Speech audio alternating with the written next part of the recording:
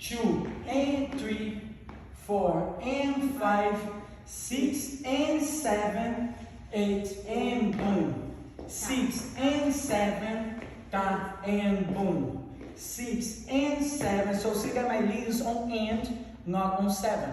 But followers, you need to have your control as well. That your moment to go is on the boom, right? For the photos to practice at home, since we didn't have time, one style that I really like and use here is that we prepare. I'm gonna turn without both arms, right? So I'm gonna use my right arm to do a circle in my head while we turn. So here, this one can be just close, or close here, or close in the side, but I prefer to be here.